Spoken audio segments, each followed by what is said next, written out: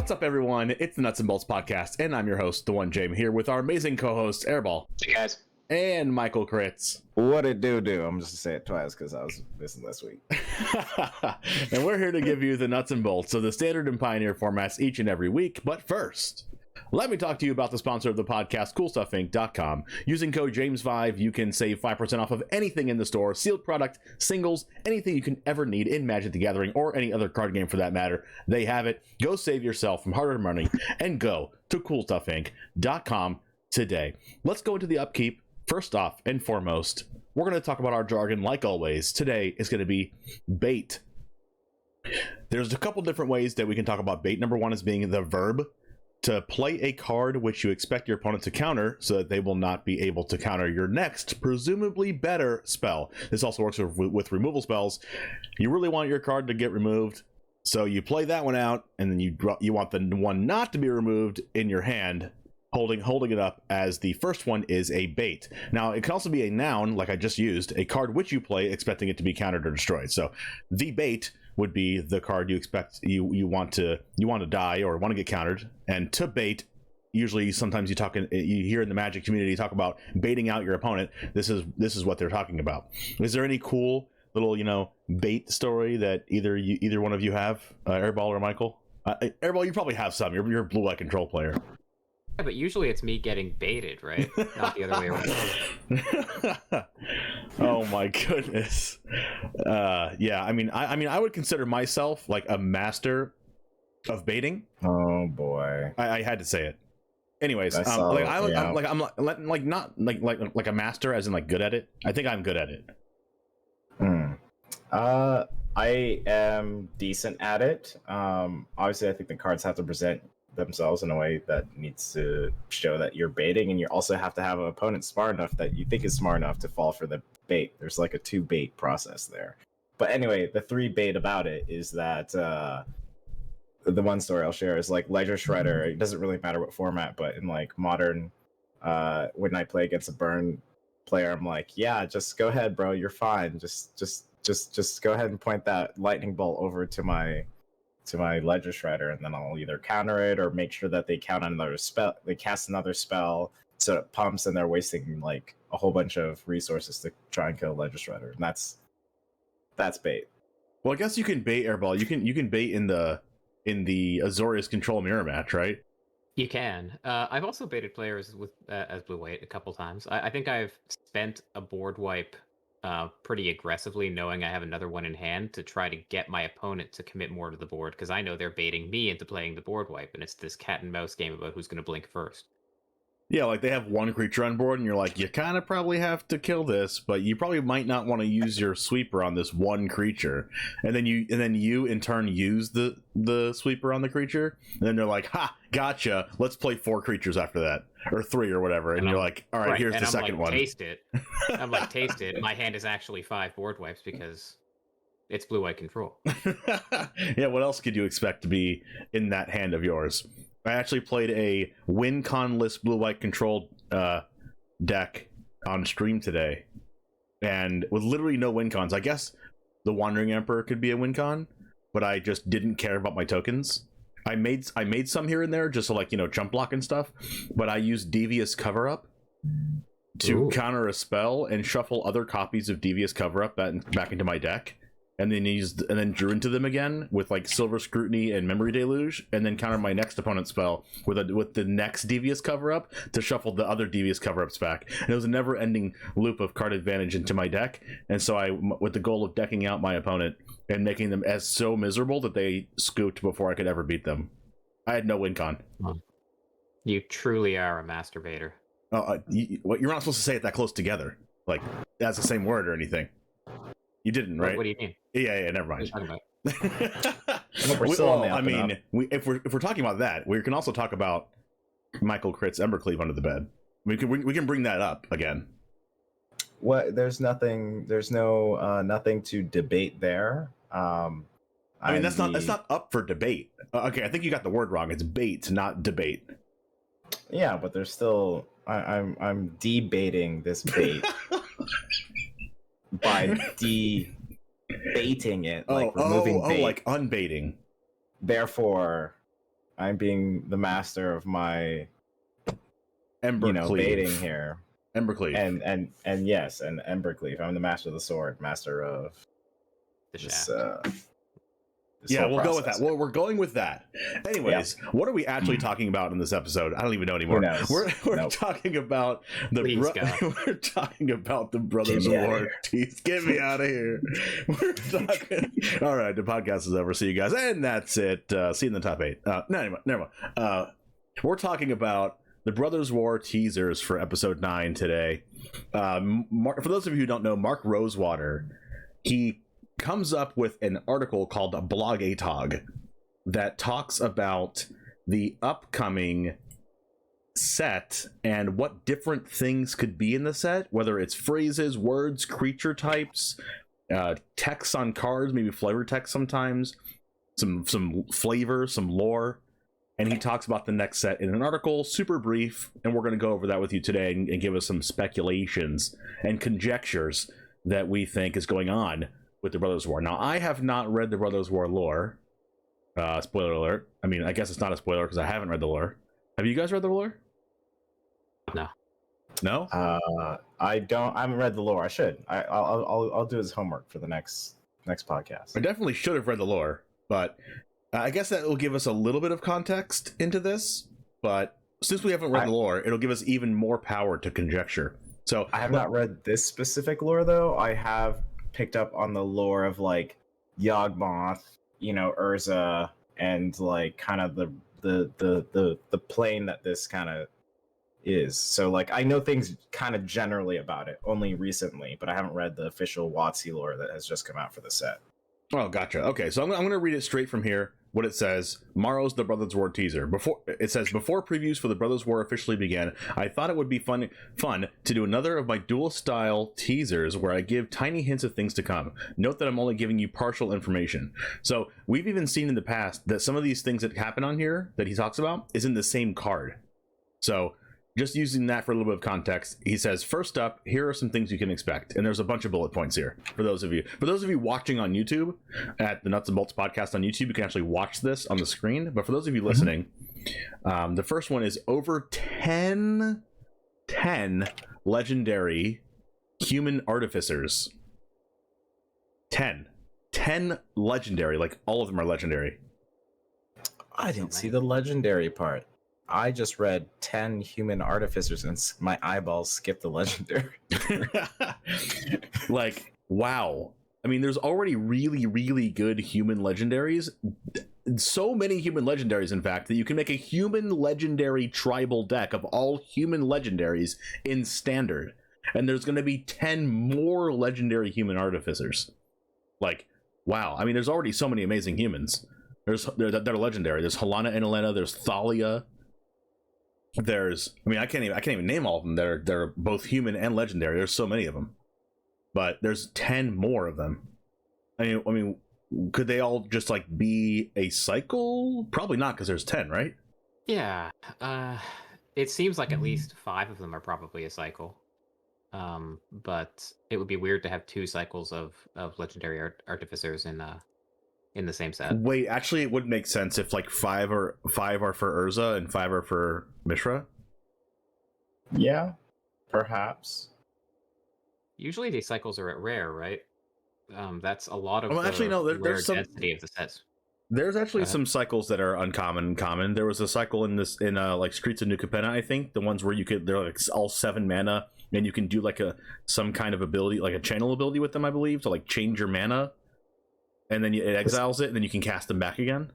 Remember those? Yeah, Guilds of Ravnica also had like the they also had like the guild mages. I think those were uncommon. Yeah, those were uncommon too. Yeah, the guild mages. But isn't there like 10 guilds in Ravnica? So there should be like, if they wanted to do like each color, like dual color combo, or am I the math wrong on that? Wait, Well, it does say. 2, right? There was Guilds of Ravnica and Ravnica Allegiance, and you got 5 of the duels in each of those 2 sets. Yeah, so there's 10 total like guilds, right? Yeah, so you could do that. And like the other thing I want to speculate is like, before I thought only 2 would be good, when I only saw like, when I thought I read over 10 human artificers. But now that there's a legendary clause, maybe 3 or 4 might be good. And I'm still that's still a high number. 2 will definitely be good out of the 10, but I feel like maybe you could bump it up to 3 and a hopeful 4. But that's my piece on that. I mean, plus I actually think that it might not. Actually, there's a little bit of evidence that, or conjecture, I should say, that it's not a cycle, because it says over 10 legendary human artificers. It's not like 5 or 10. It says over 10. Weird. Yes. All right, let's go to the next bullet point. But before we do, I just want to say that I'm excited about a bunch of new legendary cards being printed into standard with Plaza of Heroes. I think that there's going to be a lot of legendary support. It sounds like that's something they're pushing. It's already almost playable in the current standard, and I really like the deck building constraints that you go through to build a deck that has a bunch of legendary creatures to use their payoffs, because it forces you into using a lot of cards in your deck building process that you otherwise wouldn't want to most of the time. You'd have, because you don't never really want 4 copies of the same legend most of the time in your deck building process, so you usually split it, and you have, instead of 10 copies of 10 sets of 4 play sets, you have like 20 sets of 2 legends or whatever. I think it leads to more diversity and more interesting decks. It makes it easier to play more of the same copy of legendaries, because the new Ratadravik card, the Orzhov 4-mana 3/3 Vigilance Ward 2, every time one of your legendaries dies, make a 2/2 copy of it as a 2/2 token copy of it that's not legendary. So there's like LS Ilkor, that's like a human, that's also a human legendary 2-mana 2/2 Death Touch. There's also Urtai, which is the 4-mana 3/2 counter a spell or ability. Like, there's so many legendary humans, and you can do like loops and there's also like Liesa, the 5-mana, or Lisa, the 5-mana 4/5 flyer. It's a legendary. It's not a human, but you can do you can do weird loops with Lisa and legendaries, where like you can have Lisa on board, counter something with Urtai, counter something with Urtai again, legend rule to Urtai. The other Urtai that's legend ruled goes back to your hand at the end step because of Lisa's ability, and then you just keep doing that. That's God. Yeah, so like you can do cool things with the legend rule. It makes it even easier to play more than one legendary, and I think that's the direction that they might actually go with legendaries now, because I saw something on Twitter a few days ago that was like hinting towards like, do we even want the legendary like rule anymore? Like, I heard people talking about that. Oh god. Yeah, I really did. They were like, oh, is it just supposed to be, are they not going to legend rule themselves, or they change it because there's so many legendaries? It also odes to. Go ahead. I can have 4 Teferi Hero of Dominarius. Okay, never mind. Just forget I ever said that. No, I was that. going to literally say, like, I don't know what the magic experience of the people who like have said like being excited about like, eroding the legend rule, because like if you fundamentally just think about like how much legendary broken stuff we've had in like even just the past 3 years, but you can expound that over time and be like, legendary rule is very intentional, and like if you ever hear about like any designers talking about it, like if you errata a legendary, Magic is just like cracked in half, and like, oh god, I can't even, I don't want to fathom that because it hurts my mind. It hurts my brain. Can you imagine in Modern having like multiple monkeys on the board and just like making multiple treasures and like dashing one and then like keeping one back, and like there's like 3 of them on the board? I can imagine it. I don't want to be there. Like, I love Ragavan with all my heart and soul, but like I don't want to imagine that. That hurts. All right. Well, that's it for the 10 legendary human artificers. Let's go to the next one. Another card with end the turn. Oh gosh. I mean, Airball, are you like jumping for joy? Like, are you, running around? He's not running around his room, Michael. That's weird. Another card that says end the turn. That sounds like a blue card, and it sounds like it's 7 mana. Do. Yeah, it's hard to imagine this card being printed in any color other than blue. Discontinuity is what comes to mind. So immediately, Lotus Field players rejoice. That's the first application I think of. But also any card that ends the turn at instant speed anyway, is automatically close to an extra turn spell, and I think that will probably be controversial. Go ahead, Michael. There's also a black card that kind of does something, and I believe it's that you control your opponent's next turn, which isn't essentially ending their turn, but you essentially get an extra turn and you manipulate what your opponent's doing. I saw an Inspiring Spikes streamer, a modern person stream, that like it's like a 7 mana, like you control opponent's turn, and then you go back to your turn. So it could be like black as well in a weird way, or like a blue-black thing. But yeah, There's even a couple more cards that do that control your opponent's turn, right? There's Mindslaver, like the artifact, and there's also Emrakul, right? yeah, there it is. One of the things I loved about Discontinuity when it was in Standard and as it's continued to be used in like Explorer and Pioneer is that it is an extra turn spell, but it's also kind of a counter spell for effects that are otherwise uncounterable. So it's kind of a safety valve against things like Hullbreaker Horror being flashed in on the end of your turn. You can't counter that directly, but if you end the turn, then the stack goes away. Or if someone cycles a big Shark Typhoon, you can end the turn in response. They don't get the shark. They don't get the card draw from the cycle effect. I like having these kind of extra turn spells written in this way, as like a safety valve against the uncounterable spells in the format. Oh, so you're saying it's an extra turn spell, but slightly better in other situations. Right. So it's like a worse than normal extra turn spell, but also I don't want that though. I don't think extra turn spells need to get better. I'll talk tomorrow about it. I mean, you can't get much better than some extra turn spells that have been cast. All runs Epiphany. Okay. At least this one hopefully doesn't also make creatures when it ends the turn. That'll be interesting. All right. don't even think about it. No. Let's move on to the next one. A command with X in its mana cost. So go ahead, Airball. No, I'm just saying cool. I have some thoughts on it, but go for it. Oh, yeah, because like what commands, because right, so commands are I don't know which commands have been printed, if they've hit all the cycles of like at least the two color or dual color commands. Okay, I think every color combination has been a command, right? And then technically because of the like all the guilds have a command, right? No. They have a charm, right? That's not actually exactly a command. Right. So I'm not familiar with command, like as far as command like histories, because I also like if you think about New Capenna also had commands, but they were like, the Jund. I don't know they had Prismari command. They had Witherbloom command. They had all those different commands. New Capenna had that, like, what's the thing called? It was like the Jund one allows you to like exile 3 cards. It's kind of command-esque. The charm. Oh, those are charms. Okay, instead. Okay, but yeah, you have like Culligan's command. You have all these commands. Culligan's command. Yeah, Silumgar's done it for all the cycles. So like maybe they're doing it for different cycles. Maybe there's another command cycle. I mean, commands are always really popular, and I love commands. I think having the option to choose between different modes is really cool. Unless like a lot of modes are really bad, but the New Capenna charms are really cool. The Riveteer's charm's really good. There's some charms that I thought were going to be super busted, like Obscura charm that just fell off the map and was never good. That's probably because there's other cards in Esper colors that are just better anyway. But there's one of the things that a lot of the commands have in common are destroy artifact, right? Like K command had that, Prismari command had that. I wonder if it be in a artifact based set there is like a mode that's like destroy X target artifacts.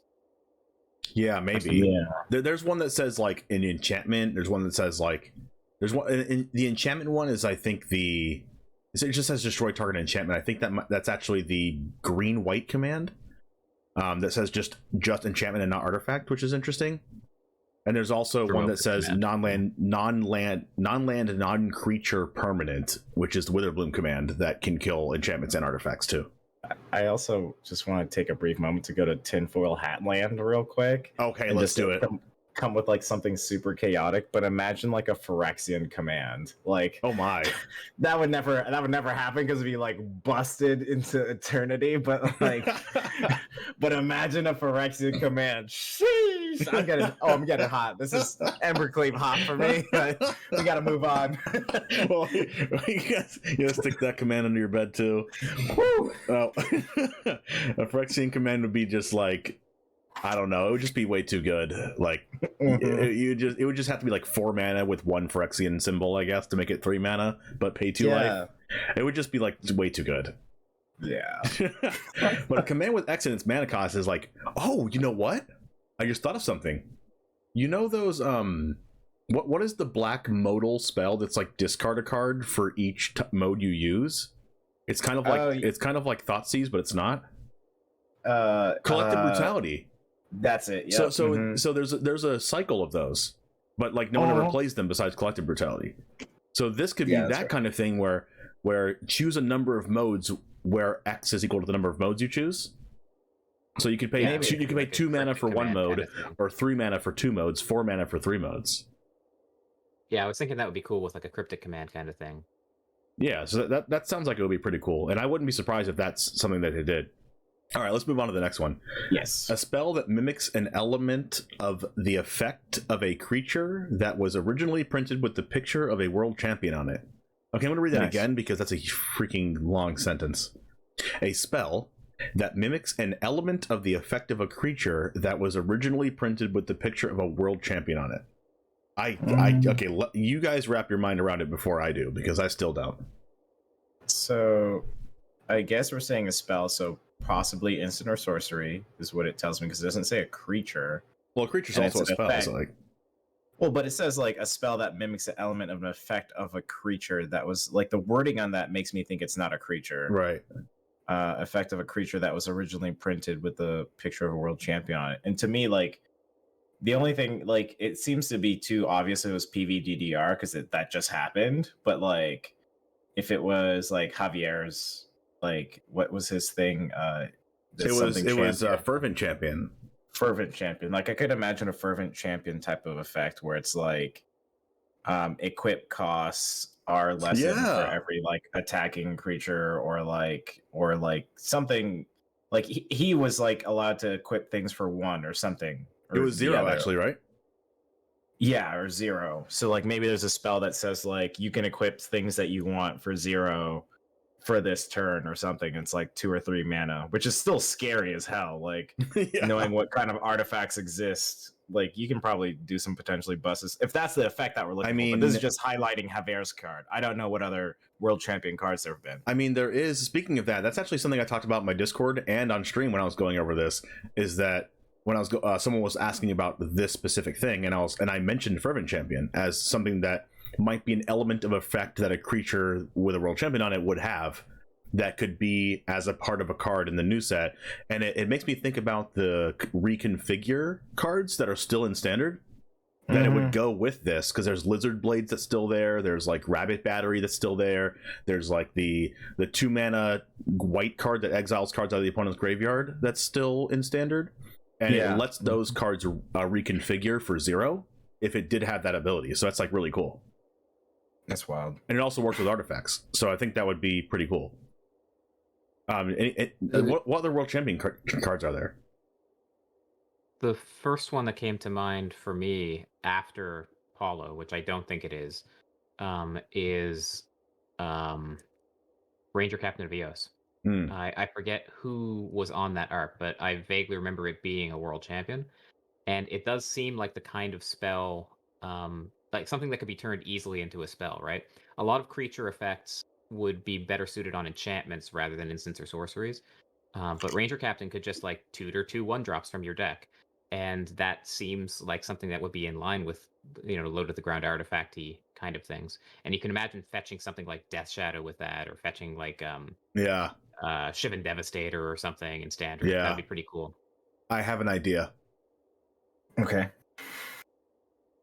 When you were talking about the Ranger Captain of Eos, I thought about the other mode of Ranger Captain of Eos, because you know what? Artifact, this is an artifact set. Like, what if Hope of Girper gets reprinted? Because Hope of Girper has the same text. Oh, yes. That has the same text as Ranger Captain. If it deals combat damage, like your opponent can't cast non-creature spells, and it's exactly the same thing that Ranger Captain has. But it's not a spell. Well, yeah, but a spell could mean anything, right? It doesn't have to be an instant or sorcery. Yeah. Could be. In this context, I feel like it does. Yeah, it kind of seems like it's a spell, but what if Hope of Girper is reprinted? I would love that. That would be pretty cool. Happy. All right, let's move on to the next one. A Teferi with a new... Oh, a Teferi? Okay. I should just stop reading now. All right, let's go to the next one after that. All right, never mind. A Teferi with a new way to gain loyalty counters. Okay, I have something to say about this, because someone in my Discord was also saying, what if you put 2 of these together and said Teferi gets loyalty counters when you end the turn? So maybe it's like the ultimate or something, or maybe like a -6 or something on it. -5 could be end the turn and put loyalty counters on Teferi, but you can only use it like on at sorcery speed or something. Someone had that idea. Because sometimes Mark Rosewater does like to put multiple of these together. But do you have any ideas of a new way to gain loyalty counters that we haven't seen before? So I was trying to think back to planeswalkers that gain loyalty in non-standard ways without activating their abilities. There's a Chandra. And the first one, Chandra? Yeah, oh, the plus one is like, no, the 0 is like add a loyalty counter to every Chandra you control. Yeah, I mean, to me, that's still activate a loyalty ability, gain loyalty. But I was thinking of Garruk from Throne of Eldraine. When wolves die, it buffs you. So some sort of like tribal Teferi thing that you're doing anyway. So like maybe on each end step, if you cast a spell this turn, or whenever you cast an instant or something like that. Yeah, that seems more on track with what Teferi wants. I was trying to think how like what is like because Teferi is normally like time tempo oriented. Like him as a when you think about Teferi as a planeswalker, you think time, you think tempo, or you think gaining cards or something. And I think more in lines what you're saying, Airball. I feel like I'm just agreeing with you. I'm co-signing. Like, yeah, that seems something more along the lines of like for how many instants or sorceries you cast this turn, Teferi gains X amount of loyalty or whatever, and it's just that maybe his down ticks, maybe he has no upticks, and maybe it's just like he has really big down ticks, and they're expensive, and then like the ultimate's like 9, and then like a down tick is like 3 or 4. If you're maybe 3 or 2 or 3 or something like that, but like you need to cast instants or sorceries to get his loyalty up, would seem kind of more on par of like how to design this planeswalker. Yeah, that'd be crazy if a minus was like if it came in as like a 4 mana Teferi with like 5 loyalty and like the -4, it has like a -4 or something that said do some effect, but then after you cast an instant or sorcery spell, put a loyalty counter on it. Yeah, and there's like no plussing because like that would be too busted if you could plus and give him loyalty via instants and sorceries or something like that. Yeah, it'd be like Oko or something like that just never had to minus ever. Yeah. I think it's a relatively safe bet that there will be some way to put loyalty on the Teferi on your opponent's turn. In like to mirror the Teferi Master of Time from what was it, Core Set 20 or something? Yeah, Core Set 20. On either turn. I really like that Teferi too. I wish he was like utilized more. I used him in a pretty cool deck, but like I've seen was a very cool Teferi. I've seen Teferi Master of Time utilized more in Commander than anything else because you can plus it on each person's turn. And then when it comes back to you, if you're playing in a 4 or 5 person pod, you just take another turn, like on your next turn of after you cast it, which is insane. All right, let's move on to the next one: equipment with Equip Soldier. I don't think this one's like too interesting, but it says equip only to a soldier. Usually, cards that say this have Equip Soldier for like 1 mana or 0, and then like a regular equip cost of like 3 or 4, like something more expensive. Yeah, it's more for those tribal commander players as far as I'm concerned. They're like, I got a whole bunch of soldiers. Well, I mean, there's this new soldier lord that came out in standard this past set. Exactly. And there's a lot of good cards that you wouldn't think are soldiers. And if the equipment's good enough, I mean, it's a stretch here, but if the equipment's good enough and the mana cost to equip is cheap enough, could be looking at a number cleave. Just saying. That's true. Also, I apologize to all the commander players out there. Thank you for everything. Y'all are keeping the game alive and content flowing. Y'all are amazing. You're so good. Love you. Mm-hmm. That wasn't sarcastic. No, really, it wasn't. No, I'm not being sarcastic either. It just wasn't. Yeah. Anything to say about this one, Airball? Not really. Nice to see that there's going to be some soldier support. We'll see if it actually gets there in any competitive format. All right, moving on to the next one. A new Onulet. I had to look up what this was. Same. I had never heard of this before. All right, what do you think of a new Onulet, Airball? Oh, actually, no, Michael? Go for it. Okay, yeah. So this is tinfoil again. This is tinfoil. All right, everyone, put your tinfoil hats on. Wait, no, pause it. Pause the video. Pause the YouTube video. Pause the podcast. Find a hat. Put it on. All right, we're good now. Tinfoil artificer Mishra-ness in my brain right now. What's happening is, all right, standard, right? Standard. They just banned Meat Hook Massacre. And sometimes wizards have banned things in preparation for something else dropping so they don't have to take the heat.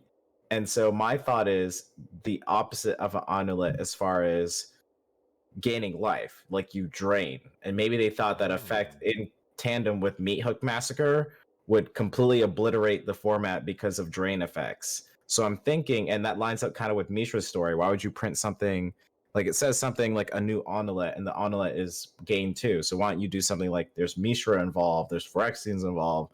You know, why don't you do like some sort of, if this thing goes to the graveyard, it drains or something like that. And they're worried about like, oh, we're printing a lot of artifacts. There's artifact recursion happening in this set because like there's a bunch of artificers, and in tandem with like the anvil and the Meat Hook Massacre, and maybe this new onulet like is just too much damn. And so they're, you know, so I think maybe perhaps the Meat Hook banning, because to some people it didn't make sense and to some people it did. So maybe perhaps a little bit more making sense of it, you know, tinfoil artificer, that they made an onulet, but like drain onulet, I guess. Or a like strictly lose life onulet instead of gain life would be interesting. That did some kind of like really good effect but made you lose life. I said drain. I just mean like, you know, pinging your opponent, like draining, like essentially, you know, taking their life away. That's what I mean. But instead of I draining. meant take your own I know life draining away. means like, I know. Oh, your own life. Yeah, for some maybe effect. Sure. Yeah. What about you, Erbal? Yeah, I think you're right on, actually. That hadn't occurred to me, but I think that's a pretty safe bet. It's just the mirror opposite of what the current onulet does. And I'm imagining just artifact decks with like Paradox Engine and Emery and recurring stuff from the graveyard. And it's nice to at least know that those will end the game a lot faster than they currently do. I mean, you can only play. I mean, how many formats can you play Paradox Engine now? Is it just like Legacy, Vintage, and Historic? I think so. Because it's for which? Because it's Paradox Engine's banned in Commander, and it's banned in Modern. Paradox Engine. Why is this not? I'm gonna look at Because it. every time you cast a spell, untap all of your artifacts. That's what right? I thought it was. That's All not of your banned in non-land Commander. permanents. Oh, all of your It's non-land banned. permanents. Yeah, every time you cast a spell, When was untap it- your non-land permanents. So you just play a bunch of mana rocks and keep untapping your mana rocks, and you can get a lot of ways to have infinite mana. When was it banned Yeah, in or Commander? just untap Emery over and over again. Yeah, untap Emery, bring cast a the spell from the graveyard, onulet cast a back. spell like Mox Amber. Right. Like it's just way too good. When did it get banned? I don't know, like 3 years ago. It got banned a long time ago. Well, So I I guess remember relatively. playing this card in Commander at some point. So I guess I was okay. Anyway. So yeah, sure. an onulet, a new onulet makes sense if it's take life, especially if it's Yeah. Phyrexian costed, that too. because that I would can also see take your life. Yeah. That would be So- too good, wouldn't it? Well, they would Like- just make it extra expensive and put Phyrexian on it, like the defilers. Like they're not really played outside of the green defiler because it says a permanent spell, and it also the cards are just too expensive to play. Like even the red defiler at 4 mana, even as a 4 mana 4/4 first strike creature, still it's kind of too expensive to play in mono red. So they would just make it more expensive. But anyways, let's move on to the next one. Sure. Oh my gosh, I just got Progenitus vibes. Protection from everything returns. No boy. But you know what gets around protection from everything? Farewell. Bone Crusher Giant. Bone Crusher Giant, yeah, that and Farewell. Like it has protection from Yep. sorceries and protection from everything, but still gets exiled with Farewell. So interesting. What do we think about protection from everything returning? Are we going to see like a new version of? Oh my goodness, did Progenitus get Phyrexianized? No way. Pain. No freaking way. All I think about is pain. I hate anything that has protection from anything or hexproof or anything. Because I like interacting and I like one-for-one-ing my opponent, and then protection from everything does not. One-for-one-ing a protection from everything just does not work for you ever. Like it just doesn't. If you ever show up to a tournament and Michael Kritz is there, you must show up with Boggles and then watch him sweat throughout the 30 minutes of never being able to answer your creature because that's hexproof. I've killed most of my Boggle opponents, but I just hate the process of it. I just hate it. I just hate it. It's a pretty dangerous effect to print, right? Protection from everything, because there's very limited things that you can do as a set designer to hose protection from everything, like almost by definition. Well, I mean, just like a sweeper. Well, if it's something that it gets hit by a sweeper, right? Like if you have like a snakeskin veil or whatever that gives something protection from everything, then that could be pretty hard for a sweeper to hit if it's like Planeswalker or something else. If a planeswalker had protection from everything, that means it can't take. Wait, that means it could technically still take damage from attacks though, because loyalty counters like aren't really measured in protection. So I guess a planeswalker could technically have protection and still die to a creature attacking it, right? I'm not a judge, but I don't think that's true. I think that the damage is dealt to planeswalkers, and then as a result, loyalty counters are removed. No, loyalty counters is I think it's going to 0 is a state-based action, so it would actually just be like minus counters, like a meat hook massacre on an indestructible creature. I've attacked a planeswalker before with a creature, and it got snakeskin veiled like the planeswalker did, and it still died.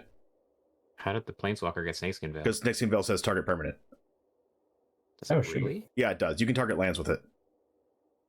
No, not Snakeskin Veil, the other one. The one that gains life and gives indestructible. The other one. Tamiyo Safekeeping. Tamiyo Safekeeping. Yeah, Tamiyo Safekeeping, it says target permanent, and they targeted their planeswalker, and I still killed it by attacking it. Trust me, it works. I think it's a weird, like, minus X kind of ruling, state-based action, like it still dies. I just looked it up. It does not give protection. It gives hexproof. Well, and it also gives indestructible. Yeah. So technically, if a planeswalker's losing loyalty counters, does it actually take damage, or is it just losing loyalty? That's the thing. I think it takes damage, and then it loses loyalty counters as a result, and then as a state-based action, when it has 0 loyalty counters, it gets it dies. See, this is why everyone listens to our podcast, because we conjecture Magic the Gathering rules together while Michael Kritz shakes his head. I'm pretty confident about this. I'm still just shaking my head because you don't know how much trauma and pain protection from everything has given me. It's so much trauma and pain, and I'm still trying to process it because I hate any card like that. If you guys are listening to the podcast and not watching the YouTube video, you are missing out, because Michael's face belongs on like a migraine medicine commercial.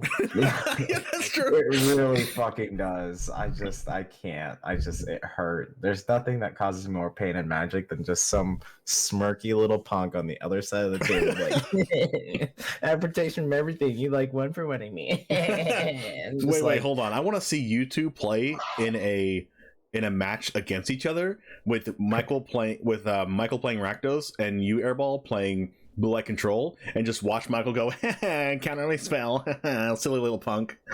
What are you gonna do? Counter my next spell? Yeah. Sick plays, man. What are you gonna have now? Wandering Emperor? What do you have? That's honestly how I imagine all of my arena opponents. So. What are you gonna have to fairy now? Oh yeah, go figure. You almost the perfect card at the perfect time. Control players is fine. It's fine. It's the protection from everything. It's just bad.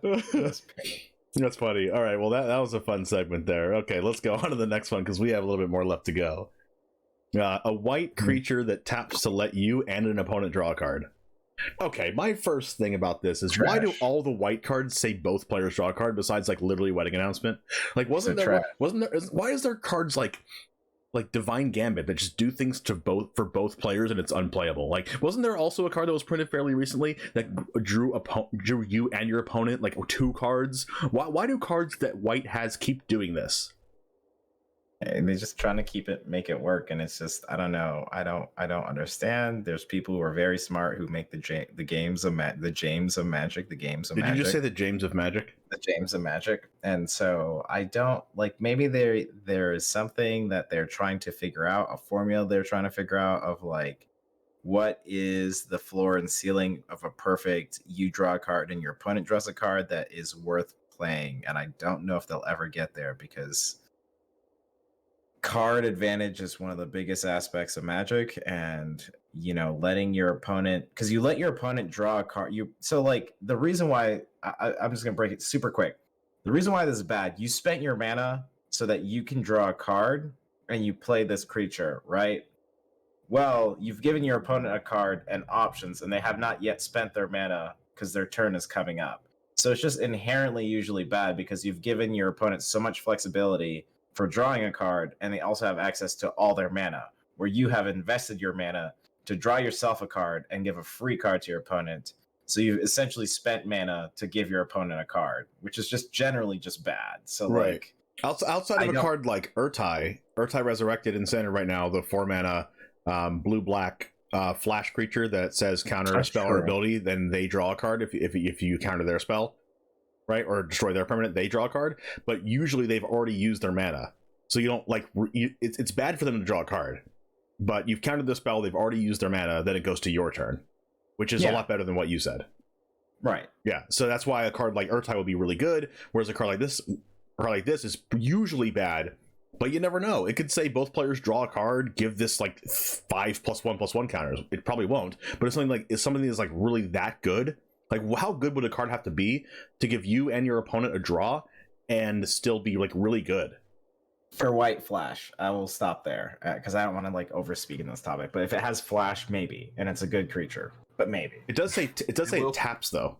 I will point out that it says an opponent. This kind of effect is usually a lot better in Commander than it is in 2-player games, because at least you're gaining card advantage over 2 people on the board, and it has political elements too. I think this is probably more of a Commander focused card than one that's targeted for serious play. Yeah, like Divine Gambit.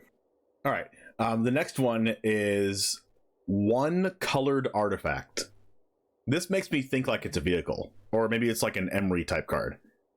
But it doesn't say it's an artifact creature. It just says 1 colored artifact. So like when I think about that, I think of Embercleave. I think of like the Dwarven draft vehicle or whatever it was, Dwarven something. I think of a Seeker's Chariot. I think of more vehicles than like actual artifacts, but there are definitely artifacts that are colored that I'm not thinking of that are not vehicles. There's like an electrostatic something that it gets charge counters, and you can pay 4 mana and tap the artifact to deal damage to an opponent's creature equal to, or any target actually, equal to the number of charge counters it has on it. So like there's different things like that with colored artifacts. So what jumps out to me here is the negative inference. This means that there is exactly 1 colored artifact, which means all the other artifacts are non-colored or colorless, which means they can go into any deck. And if you have an artifact-based set, then you're probably going to have some powerful artifacts in it. And this kind of scares me, and I hope we don't have another Smuggler's Copter situation, where there's just some artifact that goes into literal every deck because you can, and it's that good. Mean, I could just name one right now in Standard, Reckoner Bankbuster. Like, what deck is that not in, Like, it's even making its way into Pioneer. Like, Rakdos Midrange is even sideboarding 2 copies of Reckoner Bankbuster right now because it's that good. Yeah, but Bankbuster's no Smuggler's Copter. For sure. I'm a lot more worried that they overstep with that. Also, this colored artifact, like we just think it's gonna be blue, right? Like, there's no shots a different color in this set. I mean, no. It could be any color. Like, I don't think so. I don't think it has to be blue. I think it has to be blue. I think it's likely to be blue. It's likely, but I don't think it has to be. Oh, I guess, yeah. Okay. Well, yeah. Right. Like, I don't want to just 100% like culture. You know what? No, there's 3 of us hosts. We all have different answers. I'm gonna say 100% it's blue. All right, 100% it's 100% it's purple. All right, moving on. Next, here are some rules text that will be showing up on cards. The first one is create a tapped Power Stone token for each other creature you control. What was that, Michael? I don't know. It's just too hard to process this card. I don't know. I mean, I first off, I don't like tapped treasure tokens to begin with, and this is a tapped worse than treasure token. Like, it's a Power Stone token, which means Power Stones say that you can use the mana only to you can't use the mana to cast non-artifact spells, which means you can use it to cast artifacts and then also use the mana for any ability. But it creates them tapped, and it's for each creature you control, so you have to be playing an artifact or mana sinky creature deck for this to be good. Imagine like mono blue or blue white artifacts in Historic, right? You got your Esper Sentinel, your Thought Monitor, and they all contribute to affinity for things like Emery and Tezzeret and whatever else you put in. I think this will probably find a home, maybe not in Standard, but creating a tap Power Stone token, an artifact, for every creature in play when they are probably also artifacts, is probably something that Affinity will want. Obviously, we need to see the card, but... Does this make Karn playable? The new Karn? No. I don't think so. But Karn makes... But Karn makes Power Stones, so maybe it could be like, Power Stone Tribal, like deal a damage for each Power Stone you control. You don't know what's going to happen. You don't know what cards are in the set. There's going to be a red card that says deal 1 damage to any target for each Power Stone you control. Watch. If this makes Karn playable, that literally just becomes like the Karn deck. Like you make a literal archetype out of the Karn deck. Like the Karn, like you would focus this whole deck around Karn and Power Stones, essentially, if it's what you propose. Because that Planeswalker is so unplayable. It's Wait, but listen, Mark Rosewater has something up his sleeve, okay? Okay, if you're not watching this from YouTube, definitely just watch what Michael just did. But listen. There's got to be something to this, right? They didn't just print Karn just to make it completely unplayable. Karn is so iconic, okay? It has to be good. Wizards prints cards with the next sets in mind, okay? That's how you know the next Karn's going to be more playable than it was in this format. That's how you know. Okay, stop smiling. No, but I think it might. I'm just trying to make a case for Power Stones, okay? Anyways, okay. I'm just making a case for Power Stones. I don't like them. I don't think they're good, but if they were good, it would probably be with something with this card. Create a tapped Power Stone for each other creature you control. Can you imagine playing like Wedding Announcement and then playing this card and then getting like 5 Power Stones and then just like pumping up your team and then do a damage for each Power Stone you control and like use all the mana, play X spells, use the command that we just talked about earlier to command X equals 6, and then except you can't use Power Stones to cast command. Okay, the command will be an artifact. All right, anyway. Oh, great. Okay. Oh my gosh, it'll be an artifact sorcery. I'm onto something. Okay. Are you just talking about a remote control? Are they making a remote control? Is Karn gonna be sitting on a couch flicking surfing channels and shit with a whole bunch of Power Stones around him like a deadbeat dad and just flicking the remote? Is that what Magic is? What if they made artifact instants and sorceries? That would be trippy. I don't know what that would even mean. Like, are they like, would it be like legendary spells where you can only do it if you control an artifact or something? Yeah, like Karn's Temporal Sundering. Oh my goodness. Karn's Temporal Sundering number 2. If you control a planeswalker, like a legendary or something, end the turn. Oh my. All right, anyway, let's move on. Put a +1/+1 counter on target assembly worker you control. Assembly workers are coming back? It's nice to know that the creature type that I always used when I cast Crippling Fear is finally going to have some representation on Arena. I think this will probably be the first way to get an assembly worker on Arena. You can't just always say assembly worker now. You have to actually think. Right, you have to go to like the second one. Oh gosh, what's the second one in line? Past assembly worker? I've never looked. Nobody knows. It's just you always just click assembly worker and it always works. No pun intended. Mm-hmm. But like this time it won't work. But put a +1/+1 counter on target assembly worker you control. Like, I don't know. Like, what is that supposed to, like, if it said put a +1/+1 counter on target creature you control, we wouldn't be talking about this. But because it says assembly worker, now we're interested. Like, no. It's just no, not good. Let's move on. My Faceless Havens are going to get a lot of counters on them. Oh my gosh, they're assembly workers too. Assembly worker on the client. Yeah. Whenever one or more creatures with mana value 3 or less enter the battlefield under your control. So it says 1 or more, so whatever. This reminds me of like a Welcoming Vampire type effect. Maybe you have to pay mana to do this, maybe you don't. But mana value 3 or less definitely does not say power 2 or less, like Welcoming Vampire does. Mana value 3 or less encompasses a little bit more creatures than that.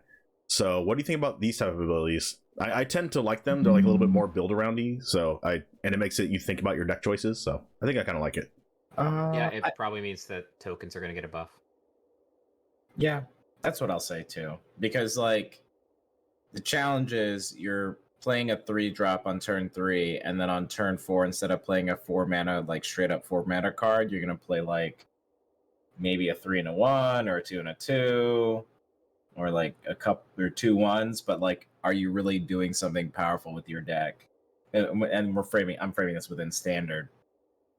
If you're doing something like that, I'm unsure. Other than like Wedding Announcement and something like removal, but I don't know. Like Welcoming Vampire is already like semi-playable in standard, and it can only trigger once per turn. This can trigger multiple times per turn, as it says here. So you can just play another creature, get the whatever effect this is, and then your wedding announcement goes off at your end step, you get another effect again. So could be pretty good. All right, next up is permanents you control have ward, sacrifice a permanent. Yeah, that's that. I like that. That's what I want right there. You like those? It says permanents you control have ward, sacrifice a permanent, so they can't even Field of Ruin your lands without sacrificing one of their other permanents. Yep. Like they can't even target your planeswalker with removal without sacrificing a permanent. Yeah, like it doesn't stop board wipes. It doesn't stop like Liliana minuses. It doesn't stop Void Rend, which is still in the format. Yeah, but yeah, this is definitely a spicy one. Well, like that never stopped Graveyard Trespasser from being really good. Also, in an artifact set, if we're just vomiting a bunch of crappy little artifacts onto the board, sacrificing a permanent might not be that difficult to do. Also, imagine what this might implicate though if like you're playing this in like Pioneer or something, and this is like a Rakdos card. I'm imagining because I'm Sacrifice, but I like Rakdos. Imagine, but you're playing it even like mid range or Sacrifice, and like they trigger Ward, and in response to Ward triggering, you remove their only creature or important thing, and then their battlefield's clear other than just lands, they gotta sack a they land. have to sack a land. Like their only other choice is to sack a land or let the thing that's crazy. That seems nasty. That's nuts. That does seem nasty. I don't know what kind of implications this means, but like clear your opponents of like any permanents other than lands, and they're like, all right, you can just keep it because I can't afford to sacrifice a land. I mean, if you get your opponent on like one of the on this effect really like at a good timing, they might just concede. Yeah, sure. Like I don't know what the effect this could be on. It could just be on like a 7 mana unplayable uncommon only designed for draft. But like it could just be on a really good card, like Graveyard Trespasser. At first, when Graveyard Trespasser first came out, like I think it took like a couple weeks for it to even like start seeing like a ton of play, and then everyone realized like how good Ward discarded card actually was.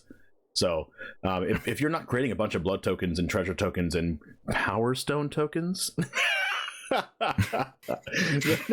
have to sacrifice Karn, because what else is he gonna do? You can sacrifice the Power Stone tokens. They're great when your opponent has permanents you control of ward, sacrifice a permanent. Easy sacrifice fodder.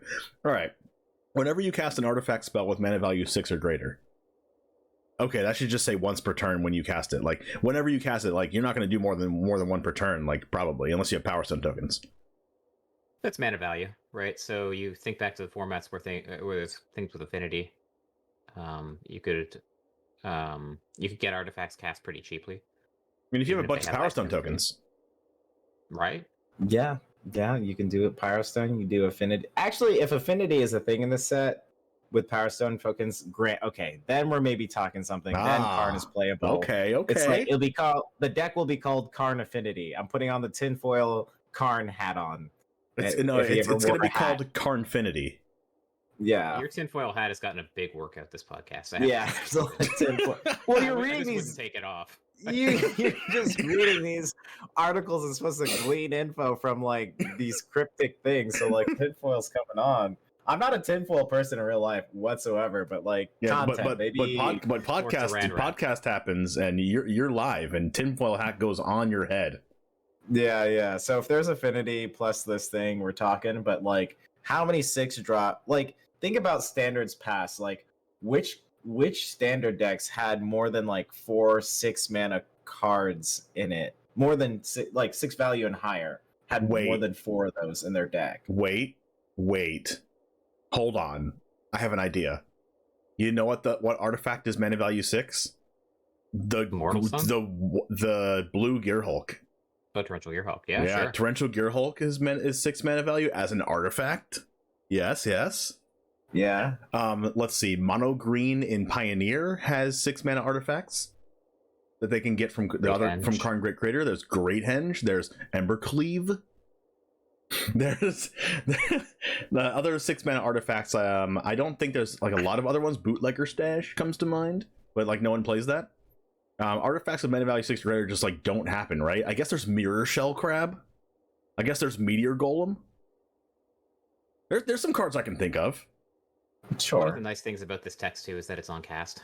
not like when it enters the battlefield or something. That's true too. One of the big weaknesses of casting a big 6-mana artifact is just there's a good chance it's just going to get countered.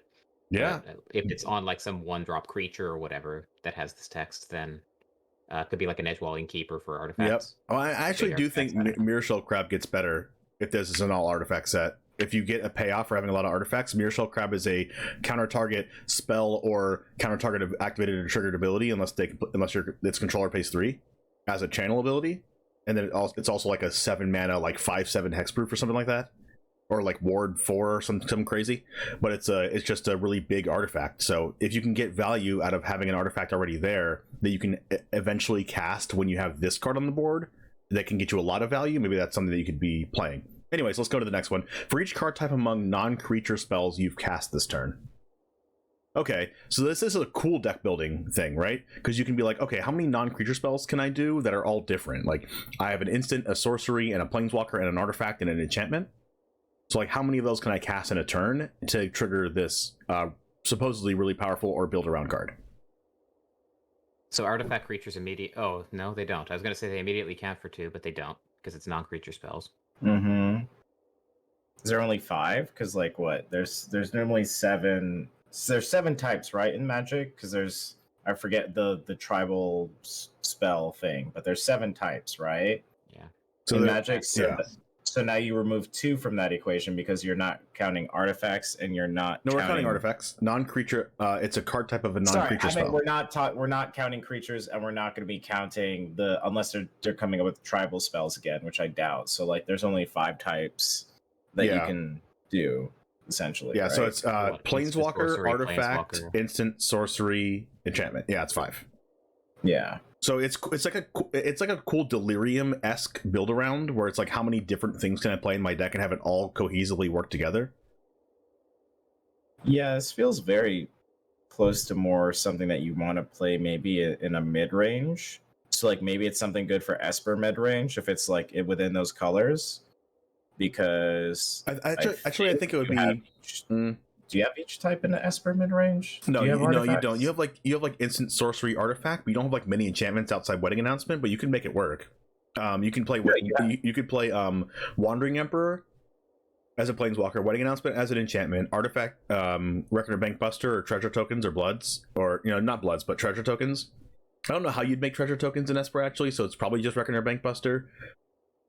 And then for instant and sorcery, of course, there's a bunch of those in Esper colors, so it's fairly easy to do in Esper. I was thinking more of like a red based deck because Fable the Mirrorbreaker gives you like an enchantment and a treasure token, so it gives you that and an artifact, which is because you didn't cast that treasure. Oh, it doesn't say on the board. It says when you cast it. Yep. No. Cast. Yep. Okay, so like this is a very hard thing to evaluate, but my instinct is that it's going to be bad because by the time you're casting that many spells in a turn anyway, you're probably already winning. Yeah, that's true too. Yeah, you know what would let you cast like more spells than normal? Actually, Power Stone tokens. Oh boy. All right, moving on. I don't know why it's so funny for me to say. You know what, James? I'm gonna curse at you. Fuck you. So you literally one day of your streaming, you have to make a fucking Power Stone deck for one of your goddamn streams. A day of your streams, you have to commit to the bit, bro. You gotta do Power Stone gaming only for one day as content because you keep trying to make it work. I do a 10-win challenge series, and I do a thing that's like I'm not ending stream until I get 10 wins with some jank deck. You did it to yourself. So like I did it to myself. Then my next one's gonna be Grixis Mill, and I have no idea how I'm gonna get 10 wins. It might take 9 hours, but yeah. But anyways, it could be a Power Stone deck. Anyways, let's move on to the next one. It is create a tapped 3/3 colorless zombie artifact creature token. Yeah. I mean, creating 3/3s is really good. Yeah, that power creep. They're usually 2/2s, right? They're usually like 1/1. Like zombies are usually 2/2s, but a lot of things are 1/1s that just get created. But creating 3/3s, I mean, maybe it's just like a 5-mana 1/1 artifact that just makes a 3/3 next to it. You know how some cards do that? That's good. It's good virtual cardboard. It's good virtual value. So, It could be decent. I think if we just think about it from different format, right? Like limited, that's probably a bomb card, to be honest. Like you're doing something and you're creating a 3/3 colorless zombie artifact creature token. Might be pretty good. Yep. Yeah. And artifacts that put pressure on your opponents are usually pretty good because they advance your artifact game plan and also just force the opponent to engage with your board. Yeah, for sure. All right, next one is look at the cards in each pile. Oh, this one actually tripped me out so much when I read it the first time. Look at the cards in each pile, then return a pile of your choice face up. Like, no, it just says then turn a pile of your choice face up. It doesn't say return. It just says then turn. Okay, look at the cards in each pile, then turn a pile of your choice face up. Like, what could this card like say? Factor Fiction, or like Atris, or that kind of thing. Atris, I remember Atris. I played that. The only question, I guess, is whether the cards will come from the top of your deck or the top of your opponent's deck. But it's hard to. There's only so much hidden information in Magic. It's the cards off the top of your library. Like, it's got to be one or the other. Right? Like, it would have to be like. It would have to be like giving your opponent the choice, right? Because you look at the cards in each pile. So you have two piles. You look at the cards in each pile. So you're looking at them. And then like you put them face down for your opponent, and then you turn one of them face up. And like your opponent has to choose. Like Factor Fiction or Atris, but without you making the piles, which I think is a nice little hack to make the games go quicker with those spells, but also keeping the fun. So you're saying opponent would choose the piles, and then you look at them and turn one face up? My guess is like it's exile the top 5 cards face down, look and sort them into 2 piles. Randomly, 1 pile of 3, 1 pile of 2, and then you get to look at each, and you turn one of them face up, and then your opponent chooses which pile to give to you, or something like that. That is just trippy. I don't know. I mean, usually cards like this are either really freaking good or awful, and I don't think there's an in between. Yep. All right, moving on. The next one is gains your choice of flying, vigilance, death touch, or haste.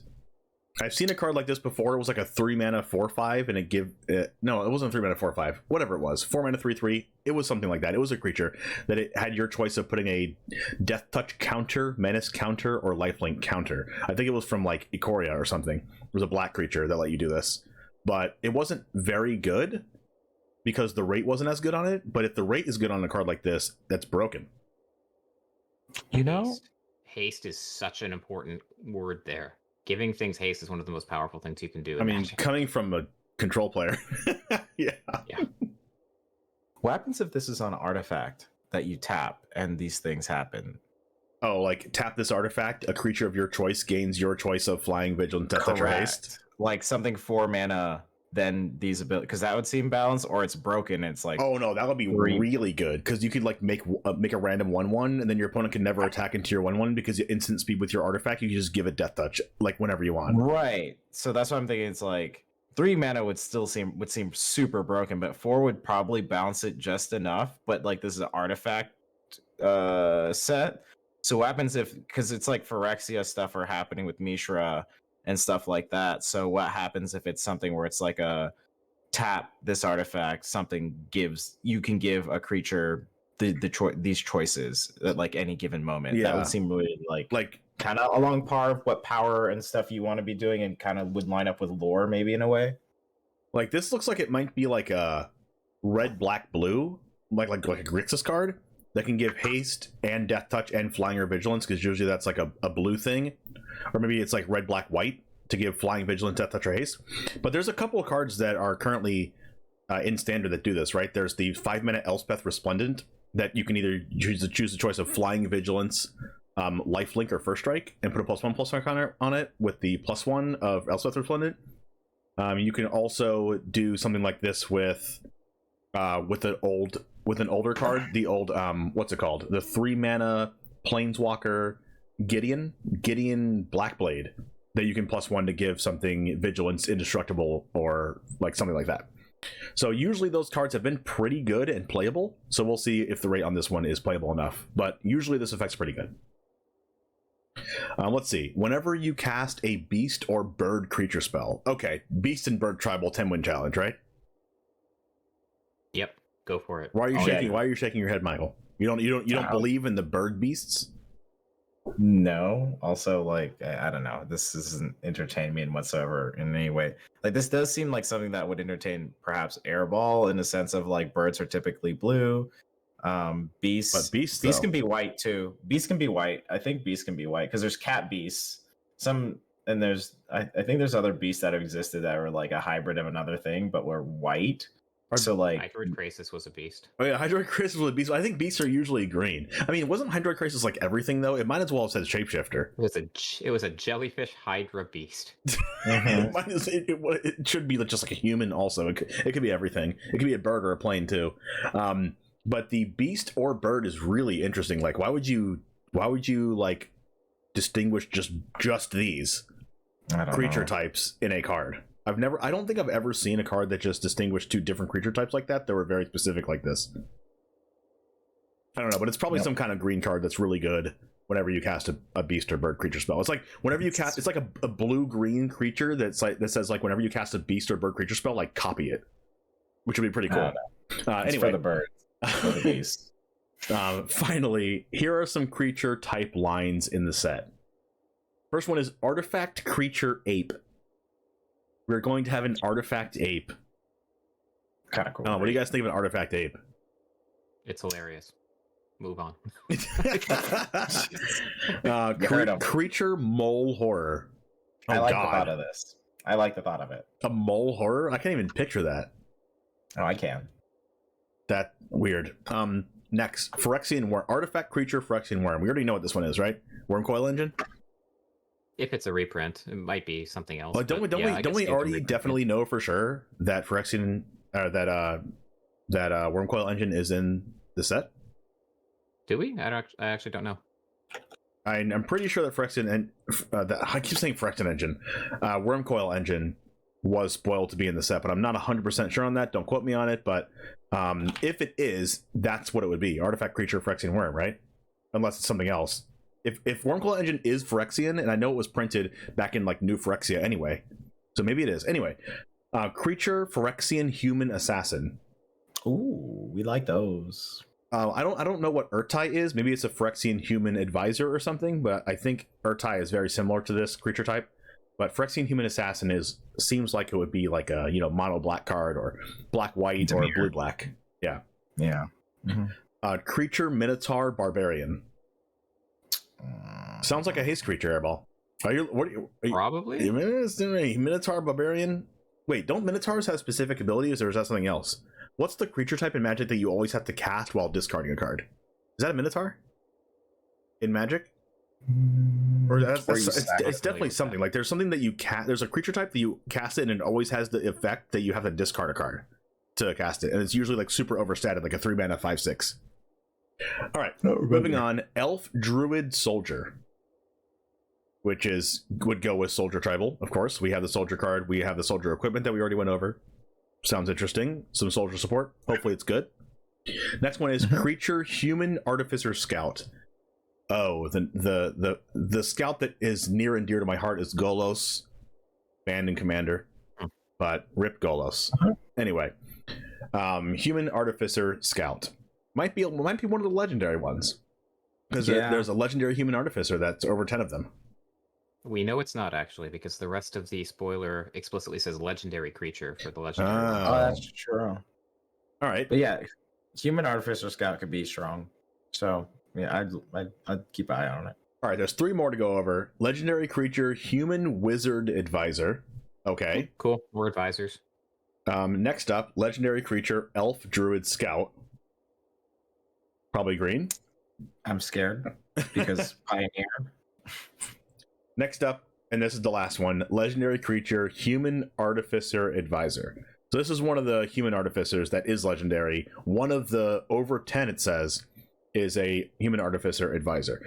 I'd be interested to see what the Artificers are like, especially in an artifact-filled set, because a lot of Artificers do some broken stuff. Like there's what was it? Oh gosh, I forgot the name of it. But there's one Psi Master Thopterist. Isn't that an artificer to where every time you cast a artifact, you make a 1/1? There's a lot of cards that could say that in this new set that could make Karn Power Stone Tribal better, but it could also just make Jesus other Christ. artifact decks better too. Yeah, I was thinking that this was, I was just thinking maybe this Human Artificer Advisor is going to be in your Power Stone deck, and also additionally, maybe this is finally where Wizard kind of delves a little bit into, the Full Metal Alchemist of like the Alchemist Stone thing. So like you sacrifice this Human Artificer Advisor to make some Power Stone somehow. Oh, There you go. you bet that will make my deck. It's going in there. It's going to be at least a one of. There it It's is. going in there. Anyways, if you're listening to this on whatever podcast platform you're listening to or watching it on YouTube, thanks for checking it out. Thank you so much for everyone listening, and to those, especially those of you who made it this far. Make sure to give us a follow. See our next episodes. Yes, Michael. Also, check out my Humans of Magic episode. Yes. You get to learn more about me, and then I also talk briefly about this show. But like, if you want to learn more about me, there's that. So yes, cool. Humans of Magic is a great podcast as well. Listen to Michael Kritz on there if you want to learn more about his story. Make sure to give us a follow to see our next episode. Subscribe if you're watching on YouTube. Follow us on Twitter @NutsandBoltsPod, and we will see you in the top 8.